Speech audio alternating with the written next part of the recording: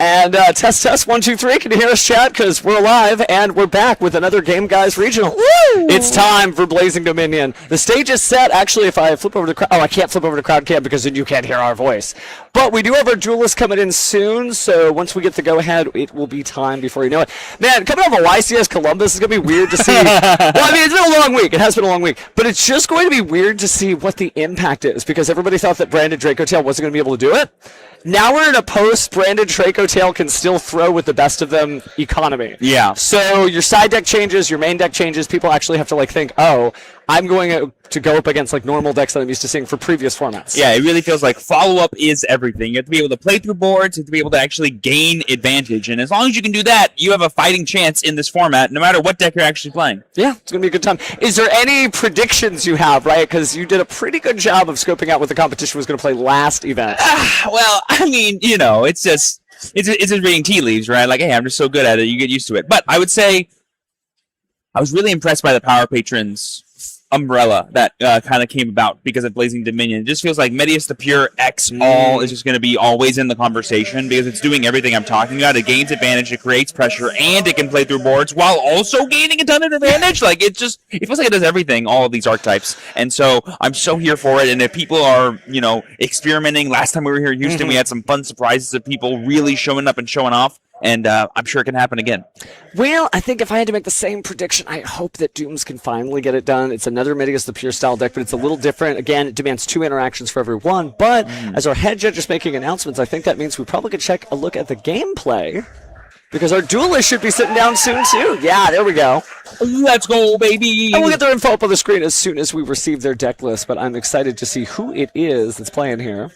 Oh, yes. It's going to be super awesome to experience what the first round of this Houston Regionals, hosted by Game Guys, is going to hold. I'm just super excited for our moment. It's going to be so much fun. Yeah. You know, it's one of those things where the game continues to change every single weekend. It's kind of wild when you think about it because just a few days ago, I'd say, oh, this is the format and this is what we need to do. And yet, here we are. And in a moment, we get to see what 5 cards they've got. Yep. And not only is the format changing, but so is this venue and all the awesome stuff that we're providing for this event. Game Guys has given us new mats, new graphics, new lights, new everything, and it feels like they're constantly improving. This is one amazing LGS that gets to host these level of tournaments. I can't wait till we can come back with y'all with announcements of like how many players are actually playing, the number of rounds, the deck breakdowns of specific things as the tournament evolves. It'll be so exciting.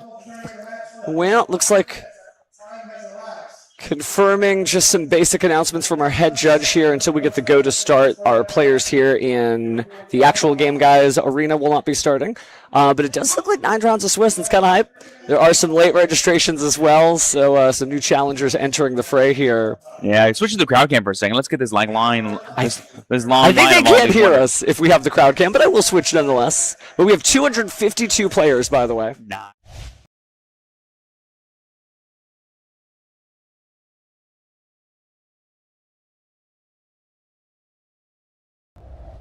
But yeah, good stuff, like I said. 252 players, which does mean we're going to have plenty of rounds of Swiss. But why don't we go ahead and just stay focused on the gameplay action here, because it does look like our duels will be ready to go here in a second. Let's go. And we're starting right on time, by the way. It is 10 a.m. It's nice to have judges who are punctual.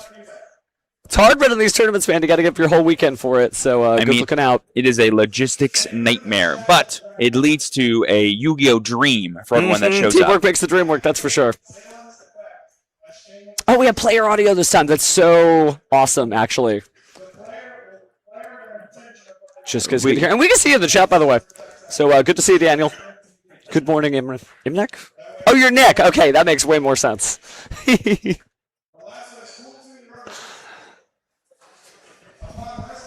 We have our players having some fun banter. I love how our player on the left is like, I'm pretty sure no one's playing my deck, so I doubt a mirror match will happen today. That means we're playing something spicy. There was a lot of people that signed up for the feature match stage. We do kind of have to make our selections, have to break a few hearts of the cards, but I would feature every round if I could, but we wouldn't. We'd be here for the next 10 years, unfortunately. 10 years for one 9-round regional. Welcome to round 1. We may begin. Alrighty, good luck to both players here. Oh, yeah, they're going to have a separate timer. Well, we have Radiant Typhoon on the left there for sure. Okay. One of the recent hits on the FNL list, but a scary deck nonetheless. One of those things I'm talking about that can just generate a ton of advantage. Hold on. It's going to be really awesome here to see what these duelists are going to actually try to go for.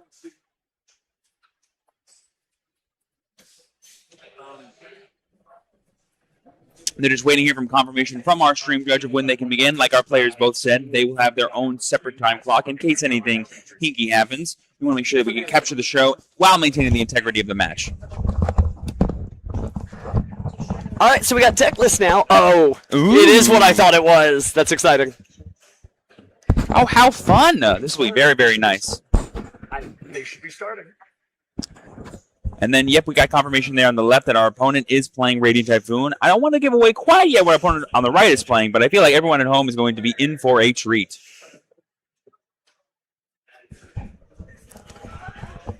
All right, they should be able to start here. They've got a separate timer, so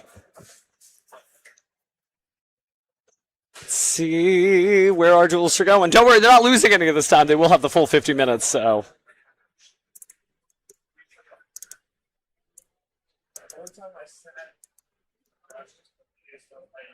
I mean, the anticipation. I just want to talk about what both players are playing, Yeah. but until cards are being thrown, it won't matter.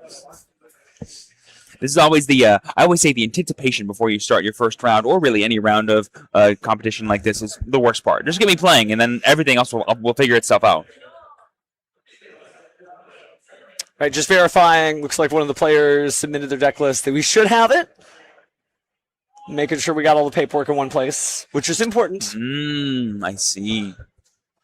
Commentator's curse, we would have picked the one with the issue. Yeah, I mean, we are doing kind of like mini deck checks every single round for everyone that comes on a feature, which is kind of like where these things can kind of pop up. So normally they're random, but for us, it's not nearly as consistent. All right.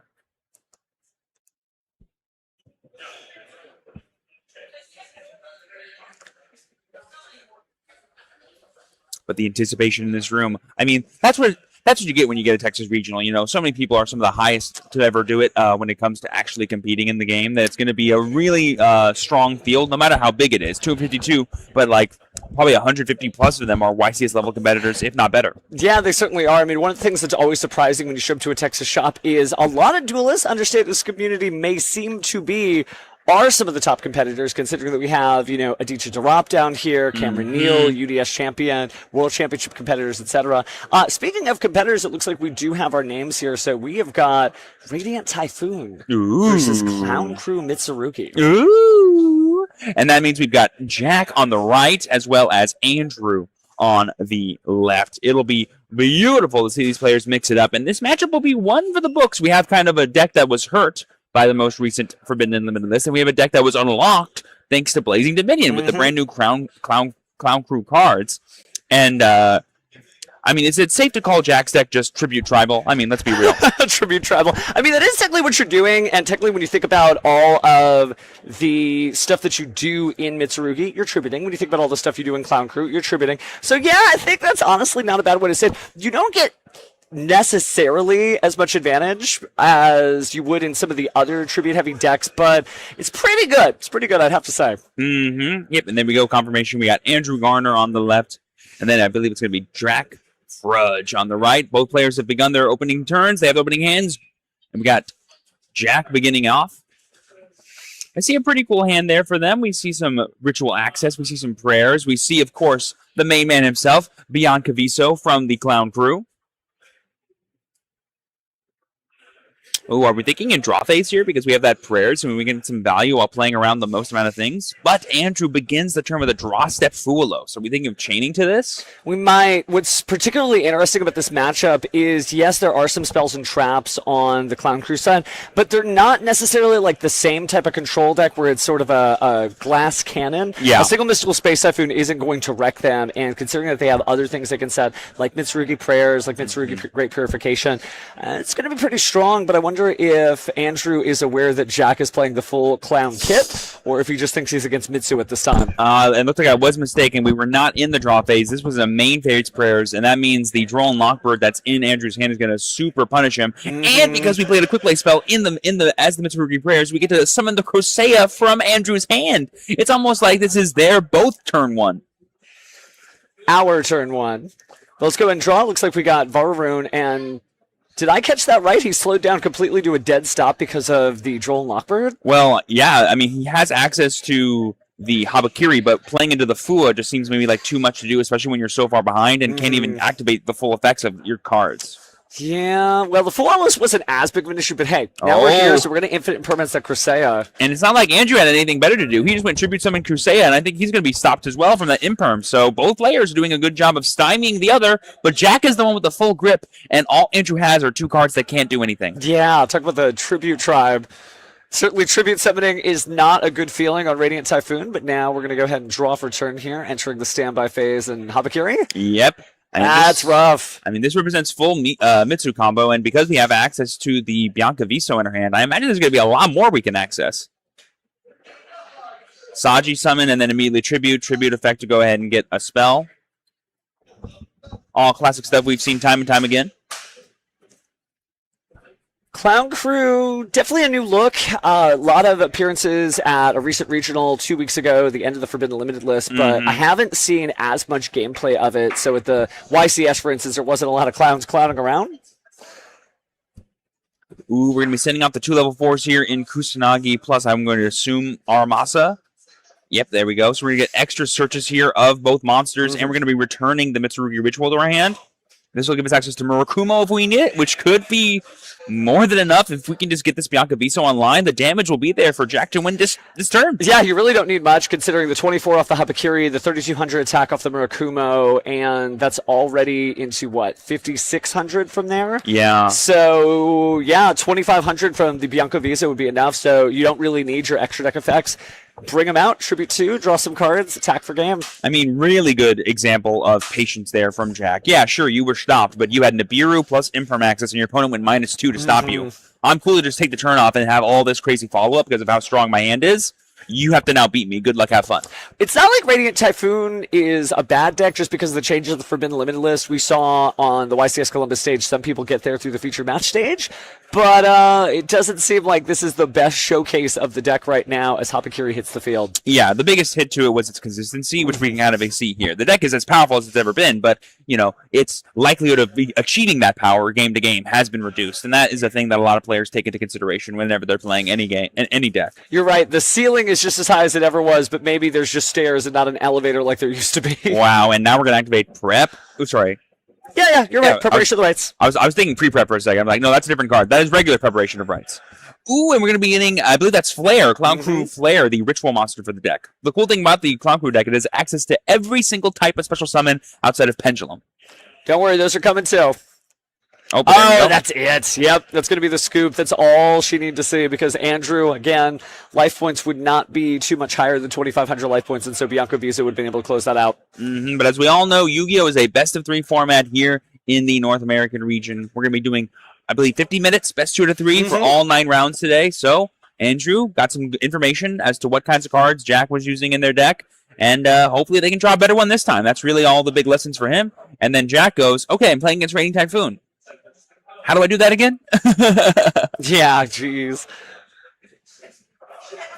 Yeah, it's always really weird, you know. It's always so like I don't want to say like unsatisfying, but not helpful to play against somebody whose opening turns were them doing nothing because I kind of didn't garner any extra information. I have to rely on my past experience playing against the deck in order to side properly, in order to but so much of Yu-Gi-Oh! Is playing to the exact opponent you're sitting across from. Some of the best to ever do it are so good at reading people, reading and understanding, oh, this is how this person plays this deck. This is how this person interacts with my board in this way. I can take advantage of that and kind of do what we call in the business exploit them to get extra advantage. Well, we saw this in the Genesis matches from the Genesis YCS. Yeah. You know, Mask of Restrict is a card that's still out there, but I can't imagine that Andrew's got in his side deck because as good as it would be to just completely turn off Mitsurugi and Clown Crew with just one continuous trap card, you know, the extra deck has only 15 slots, so we'll have to see what he pulls out of his hat here. Also, both Mitsurugi and Clown Crew not only have synergy with each other, they also have, like, how do I say this? They share the same lack of weaknesses, where it's like, yeah, all you have to do is interact with Tribute and you can stop them, but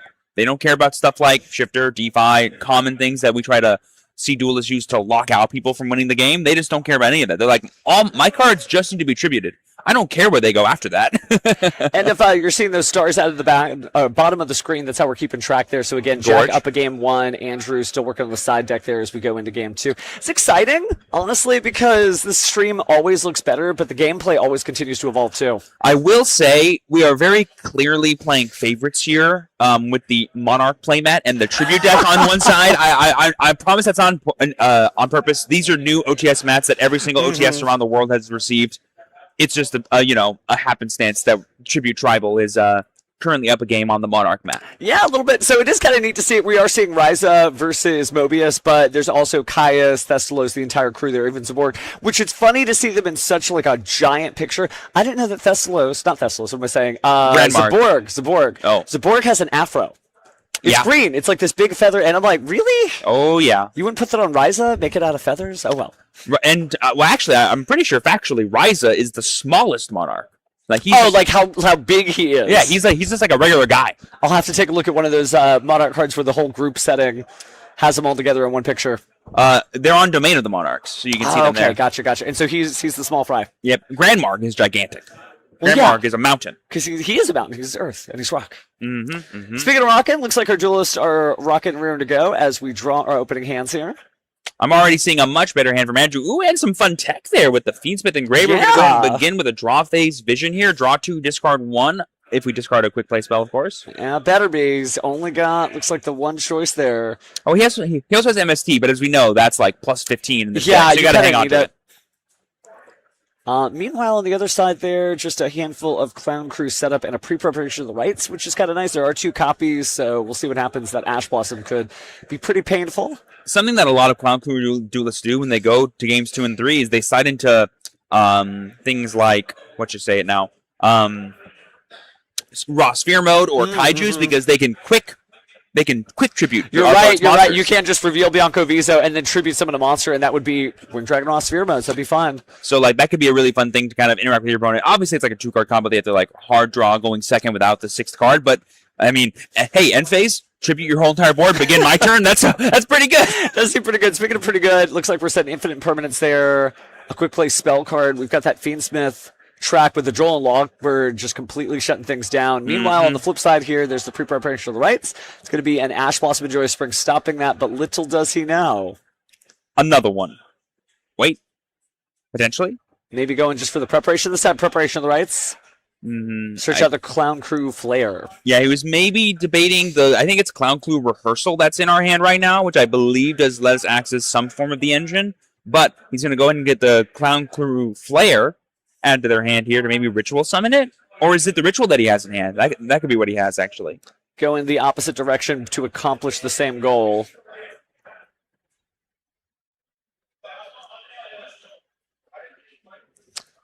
Okay, so he is going to go ahead and add a Clown Crew monster, except the Ritual monster, so we may be getting a fast pass to Bianco Viso here. If you're unfamiliar with the deck, really what Clown Crew is doing is just setting up powerful tribute summons, has the ability to summon multiple cards from the deck or extra deck, but typically you cannot activate the effects of extra deck monsters thereafter, but they have continuous effects and cards in the graveyard dodge that restriction. So it's just kind of a fun like Monarch-style deck with a lot of advantage and a really big attack to finish things off. It's like a Monarch deck that uses their extra deck because they summon all different types of monsters. Yeah, that's fair. So we're going to go ahead and tribute the Clown Crew Flare. I think the dirtiest combo I've seen with this is searching out Cyber Angel Ben 10, tributing, and then grabbing Vanity's Ruler because it's a light fairy. And it's a tribute summon, so we'll see what the clowns are up to this time. It doesn't look like that's in the routine, at least for now. Well, we got the Bianca Viso and the Ritual spell now, which I believe is Malbarisme. They're such dramatic names. Yes, it's a name. We're going to go ahead and get that Sven set. And then we're going to use Malabarism to go ahead and Ritual. Malabarism it is.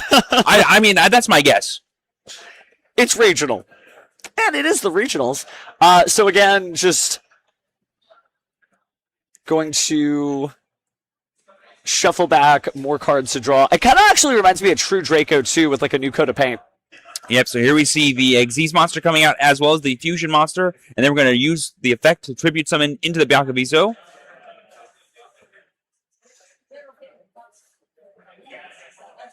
Yeah, because all these monsters have effects when they are tributed. Which does kind of feel like Monarch gameplay. It's honestly like a really cool deck. If you're somebody who's old school and you're just turning on the stream for the first time, this actually might be a good deck for you to jump back into the game with. I mean, it's like I said, it generates so many resources, you know?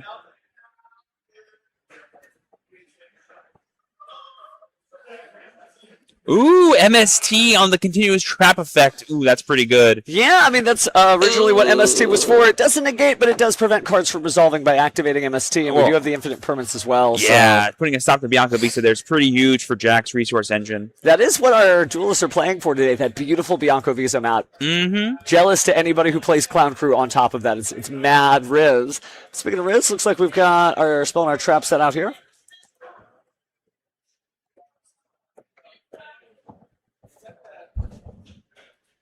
Really good job here from Jack, properly explaining everything his cards are doing. It's always important to make sure that everyone properly understands the game state as you are interacting with it. Now, he has no obligation to say how he's going to use these cards, but he can be like, here's what they do. You can decide for yourself what I'm going to do with them. Well, he's about to find out. It's been kind of, I wouldn't say unlucky for Andrew. I mean, he's been able to stave off Jack's onslaught of Clown Crew cards pretty well, but I think we're getting to the point where Clown Crew's overall advantage may push past Radiant Typhoon. It's got a good burst, and it does have really good push when you think about, Phonics being able to shuffle away 2 cards, Varun being able to negate, etc. But if it never actually gets that momentum going, another deck that can survive just as well is its worst nightmare. And I can't stress, Jack has 0 cards in hand. This is all his board's going to be, but then later on he's going to get more advantage. Are we going to go in the synchro play here because we still have access to that one? Good. Yeah. Yep. You usually go through every type of monster through one rotation of the combo. Can still attack, so that's going to get rid of Swen, and then 2,500. Now, I think it just stays in play as long as that continuous spell is in play. So a new act joins our circus here. It's a cool deck, honestly, and everything is like super rare or lower, so it's very easy for you to just accidentally pick up the full core for this. Yeah.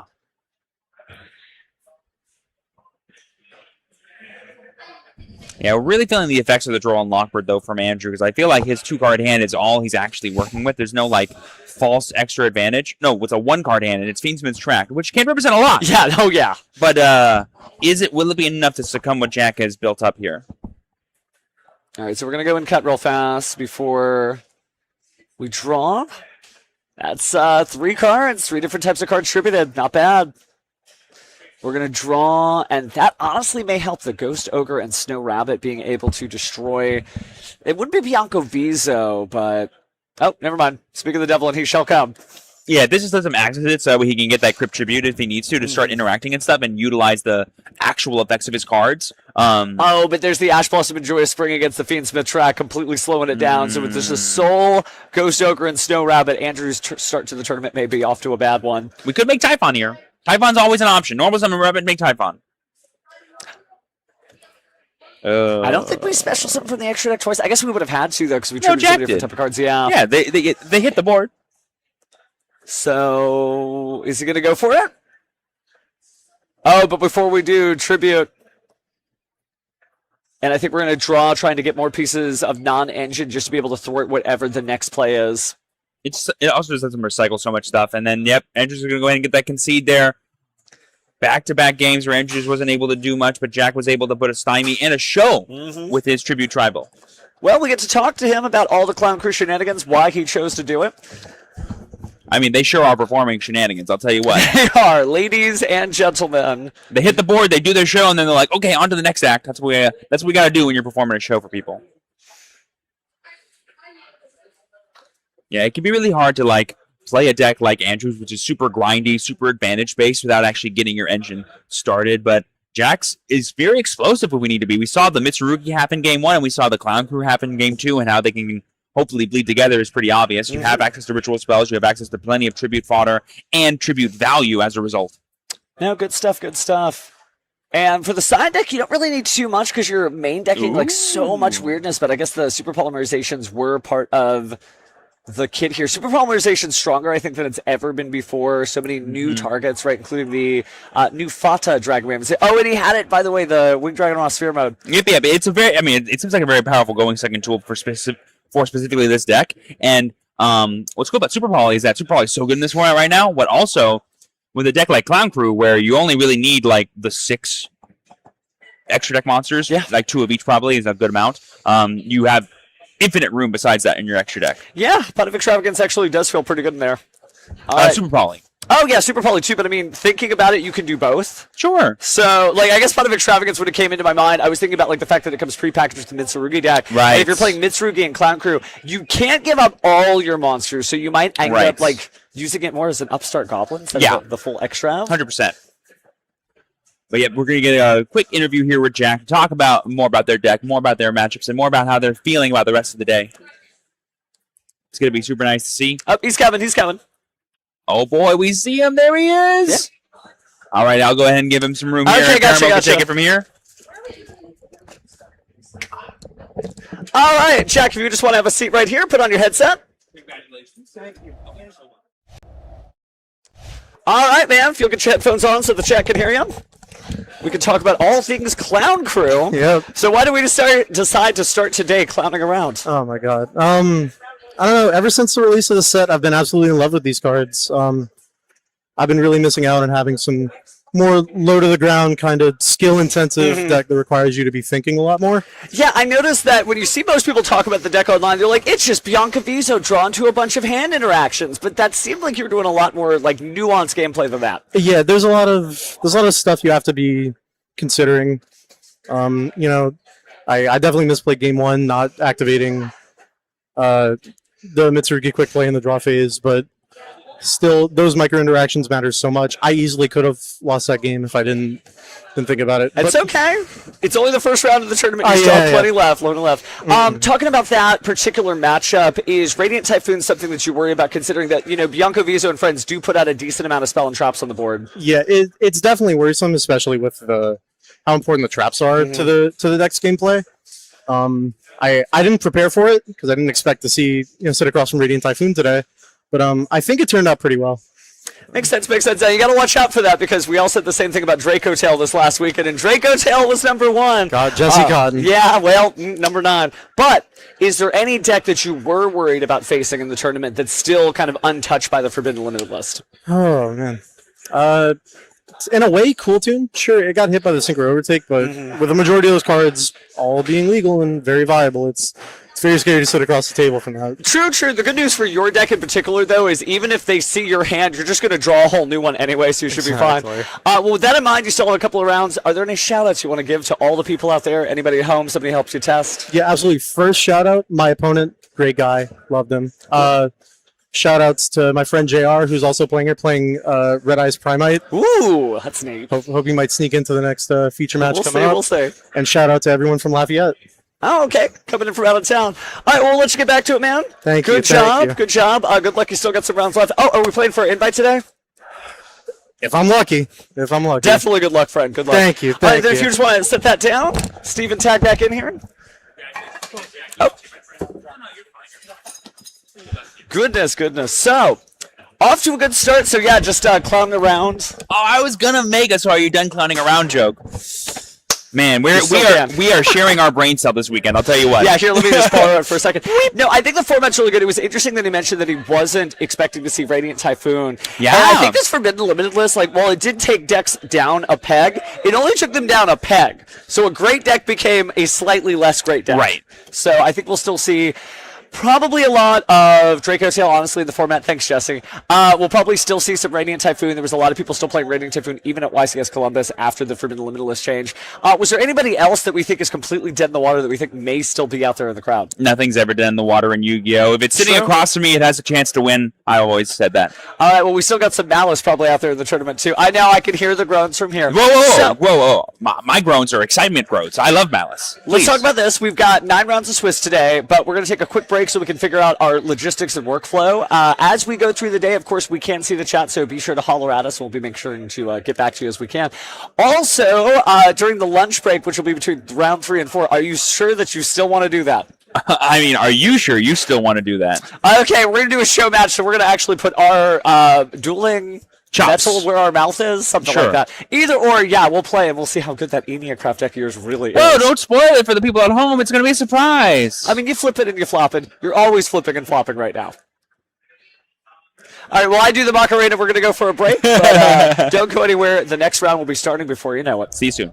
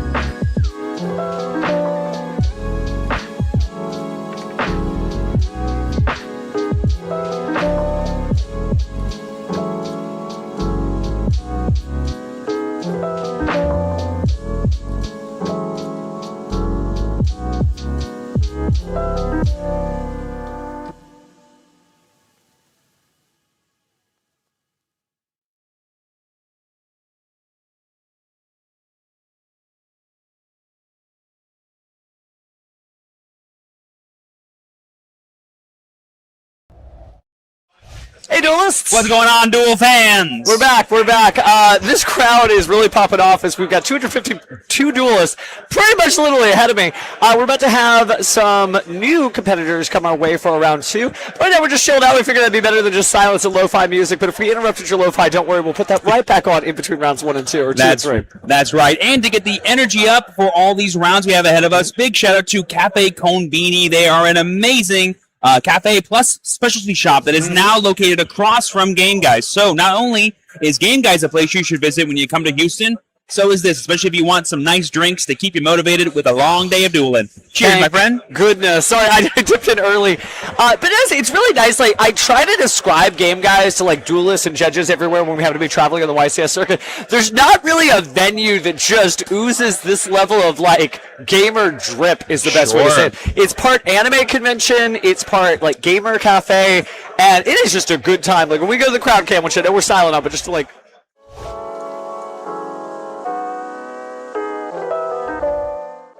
I promise you they don't usually stay still like that either.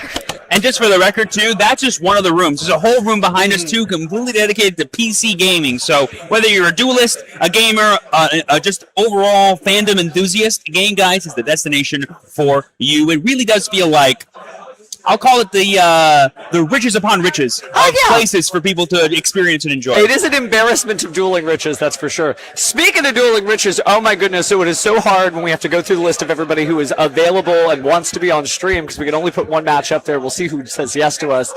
But there's some really, really good stuff here, like some decks that I didn't expect to see. I saw your favorite, Enneacraft right now, your mainstay. I was going to say, don't you dare say didn't expect to see. I fully expect to see it, and we'll see it much later in the top tables. You are right. It is topping. It's not a rogue deck anymore. You kind of need to know what your flips and your flops are. So Enneacraft definitely up there. Hecka Hands actually on full display, which was really neat to see the Mucho Manos. That's a deck where you're just stealing your stuff, so it's our deck. So this will be mine. So. No, don't worry. I'm not going to play musical hats. Let's see what else we saw in the format. Obviously, Solana Radiant Typhoon, we saw that. Andrew didn't make it out of our Duel Live, but there's some certainly other competitors out there too. But I think this is overall going to be like a really strong format. This is the playing format, and so we're only like, 2 weeks into the new Forbidden Limited list. Not even like 2 weeks, like almost like 10, 12-ish days, 12 Barely, days into this. We've got, looks like the pairings are being posted. I love just the mass migration you see of duelists as they just kind of shove off and go figure out who their next destined rival is going to be. Oh, yeah, there's so much flow to a tournament that unless you regularly go to them, you'll never really experience. It's just the best. Now, it's got the crowd cam up here. I don't know if that's what we're seeing here, but I don't think we've got audio. Oh, there we go. I didn't press that button. Maybe you don't touch that dial. But jokes aside, it's just honestly like a really good time here. And it's a good way to spend your Saturday. Like, I know that's a really strange thing to say, 25 years into Yu-Gi-Oh! But just chilling out with the homies and everybody else and just getting your game on, for lack of a better way of saying it. I think Jaden Yuki had it right. This is a nice place to be. I always say, like, the regional is the contextual Yu-Gi-Oh! Experience, because yes, there's YCSs and AWCQs, which are super high octane, exciting, but there's so many stakes. You have to travel outside of your home state usually. Here, for a lot of these people, this is their backyard. This is where they play all the time, and they can travel up with their friends if they are coming a little bit from the north or south of Texas, and they can go, I'm going to experience everything Yu-Gi-Oh! Has to offer, but like on a lower scale, not in the sense of it matters. It's not lower scale, but it is like, you're not at the YCS. It's not this once in a lifetime. It's never going to happen. This is going to be a couple of years before they're back in town again. It's every couple of months, right? Because for each new booster pack that comes out, court booster pack, there is a new regional. So if you're not here now and you're missing out, don't worry. There'll be one for Chaos Origins, so on and so forth. Yeah, exactly. And then that just allows you to kind of experience the highs of Yu-Gi-Oh! Without ever really experiencing the lows, because what's the worst that'll happen? I get to go home. That's great. Yeah, it's a short drive. We got a little bit of a long drive because we came in from Dallas, but I'll tell you, this is a locals worth coming into from anywhere. We had our first winner was from Lafayette. Just visiting and being like, hey, good for them. Yeah. So I think we're checking to see if we've got, I'm going to just pop over to the gameplay station just to see if we got them. Are they here? They are not here yet. They will be soon. Give it time. Yep, the Monarchs have not hit the board yet. We still got to establish our tribute summons first. Yes. Gosh, tribute summons. My goodness. I cannot believe Clown Crew is not only viable, because getting to see it on our first match, you can go ahead and rewind the VOD if you're watching at home, but Jack did a good job of just showcasing, like, no, this gets it done pretty fast. This isn't like a long-form control deck. You can just Bam. 100%. And I think the Mitsu package is one of those packages that I feel like a lot of people still need to respect in this format. Like, it was the first seed in Swiss at YCS Columbus. I know people are talking about like Draco Tail being the eventual winner, but a lot of that was just Jesse Cotton being Jesse Cotton. Whereas Mitsu, I think, is one of those powerful decks that, how do I say, like, it's less about grinding out advantage and more about presenting a board that can just fight through anything else. Like, going second is super strong, going first, it's really hard to stymie, and it's just so consistent. Even though Habakirian cards that are super important are at 1. It goes to show you that as we continue to get more cards that help out rituals throughout the year, I wonder which ones those could be. All roads do lead to Habakiri, but it's not impossible to get through. It's just one of those things where, like, that deck is still really valuable. And you mentioned it getting to the top 8 of a 1,600-person tournament. That was our YCS. Actually, it also made top 8 at the French National Championship. Yes. Which is insane. I think it might have actually even made top 4. Yeah. But that is crazy to see. Out of 3,200 duelists, a Mitsurugi deck that you can pop out of a box is still viable. And when you can throw the Clown Crews into Mitsurugi and just overall add to the explosive push potential, why wouldn't that be really good? Yeah. I see no reason why. Yeah, it looks like, as I see the crowd going, I do see our judges marching around here, but we are not quite... Don't have our bodies selected out yet. This is the one bummer about a place like Game Guys. It's so gigantic. The amount of traveling people have to do it does take a little bit of time. Hey, friend, over there. No, they'll get it. They'll get it. It's going to be a good time. I think the most interesting part of this new format is how many decks are viable because it's a play format. Yeah. Everybody talks about, like, oh, no, Yu-Gi-Oh! Is just about putting a bunch of negates on the board. I'm like, I can see your calendar's out of date, sir. Because I don't think there's really a lot of, like, just negate fields right now. No, I'm zero. Like, as we saw at the YCS, like, most people are winning their games going second. Like, this is probably the most powerful going second has ever been in Yu-Gi-Oh! And it's not because people are playing infinite go second cards like lightning storms or droplets or whatever in the main. It's because all of these engines that these decks now have can look at your opponent's board and go, yeah, I can beat that. Yeah, I can beat that. And then they do. It's great. All right, I see bodies. I'm just so as eager as you are to watch dueling content. We're always ready to duel over here. And now it's a somber beginning before the next round begins. Very quiet as all the head judge announcements come through.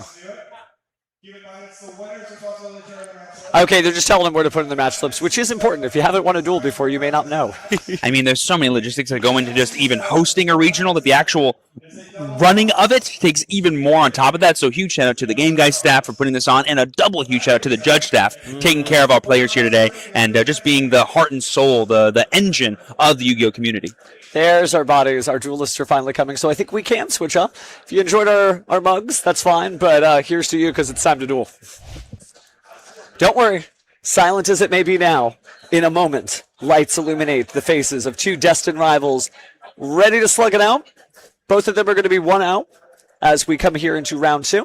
And before you know it, you think they were Dark Monarchs, but nope, they are Wind and Water. And there we go. We have our judges escorting our players right now. We don't know quite yet what people are playing, so we're in the same seat as everyone watching at home as, ooh, I wonder who we got. I wonder what they're going to do.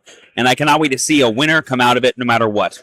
Yeah, if you're a little stage shy, that's okay, because you don't have to be up on the featured match stage. The only one that we mandatorily put up there is going to be round 9. Final round is going to be table 1, just so we can show you the best and brightest in-game guys, so you figure out who that number 1 person is. That's correct. But sometimes you might get asked, and it's totally okay to say no. Yep. So that's how we don't know, because sometimes people do say no to us, but it looks like everybody's just getting ready here.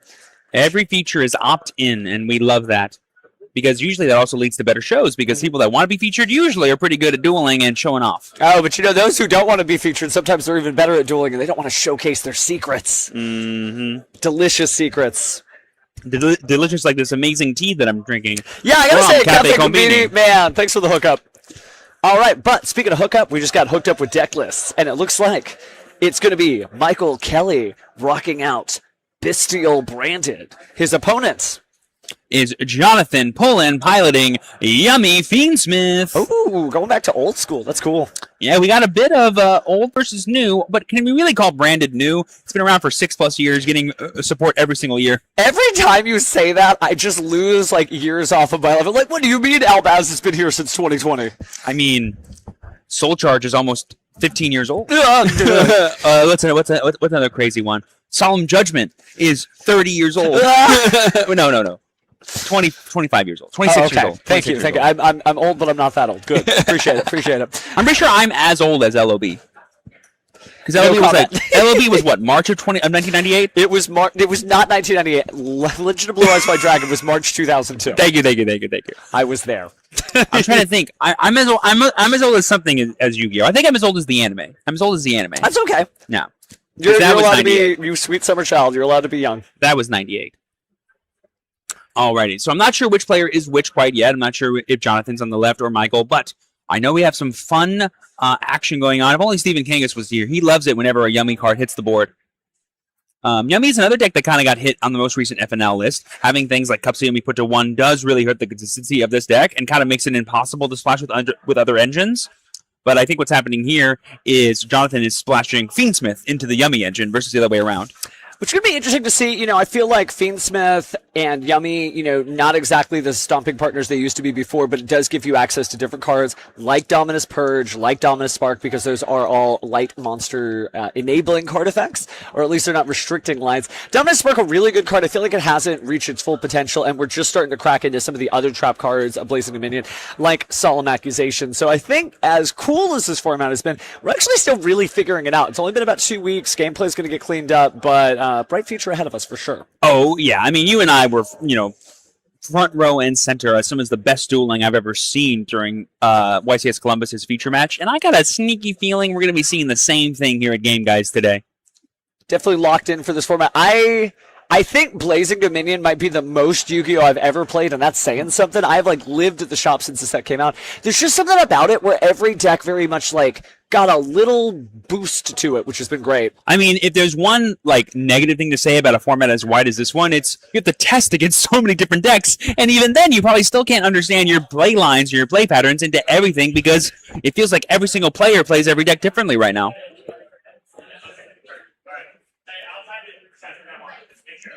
We are far from the days of people playing spiral mirrors nonstop at an event and everyone doing the exact same thing for, 12 rounds straight. All right, here we go. We're beginning here. We got Jonathan beginning here with a cookie coming down for the Yummy combo. Not the best way to start, but as long as you can get into Snatchy, you can do the Yummy shenanigans. Now I know you don't love your sweets as much as I do. That's a lollipop if I ever saw it. But that's okay. Oh, you're so right, Up for the bestie. Yummy Snatchy. You're and so here comes Yummy Amusement Mignon. I mean, all these cats are trying to trick me. They're all the same breed of cat, but they're just disguising themselves as treats. How am I supposed to tell which one's which? All right, but now we're going into the Cups of Yummy way here to go ahead and get access to 2 cards, one of them being the regular Cups of Yummy, as well as the Marshmallow, the true most adorable Yummy, and I will stand by that. It is certainly a notable one, and Cupsy obviously hit the Forbidden Limited list. Not forbidden, but limited, both in Cupsy and a Yummy Way form. Yeah, but here we see coming down, going to get that Lollipop. Lollipop plus Marshmallow being in the graveyard is a tried and true combo here that we'll be utilizing later on in the turn, I'm sure. We're going to go into the Link Karibo here with Cupsy Yummy. Access to Link 1's non-stop. That's what this deck famously does. Now, here's the question. What's going to be the main bridge into the Fiendsmith engine? Because we did lose Moon of the Closed Heaven, so there's not going to be easy access for Jonathan to get into the Fiendsmith side of his deck without actually drawing Fiendsmith cards. But here we see the Lollipop Yummy Way coming down, as well as the Marshmallow coming back thanks to that Monster's Effect. I think Fiendsmith still has a place in this format for tripping a lot of the wires. Considering this is a play format, nobody plays like Fiendsmith does because it demands your opponent. Are you going to Ash Blossom me? Are you going to use Ghost Bell? Are you going to do any of these powerful cards? I know you've got them in there somewhere. And then once they get through the Fiendsmith combo, if you let them do that, it could end on anything from Triple D Wave High King Caesar, maybe Fiendsmith Desiree. But right now we're going for the Reproducus. And that's how we get into our Fiendsmith engine. Famously, whenever you see Reproducus, I'm sure it's always doing fair and balanced things. We're now going to turn that Cups of Yummy into a Fiend, I imagine, and going to go straight into the Requiem.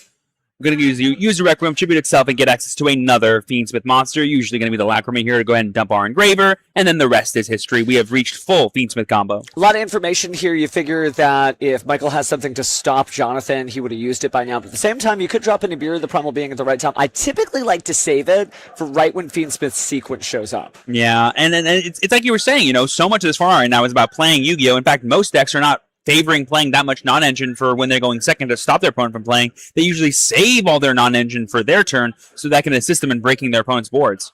But there we see the Necro Princess coming down, and now we're debating go ahead and put back the Requiem here to bring back the Engraver, and now we can go for a rank 6 play, question mark? I guess to a degree, speaking of the ranked 6 play, There is the Triple D Wave High King Caesar, but since Michael is on branded, a lot of what you do as a branded player is you just watch your opponent play and you kind of meet them wherever they're at. So hard deck to play, obviously, but you can still get it done. So we'll see how he jumps in once it's his turn. See an SP Little Knight from Jonathan and set 2. Yeah, we can assume that one of those sets is going to be the Yummy Surprise. And honestly, one of the hardest cards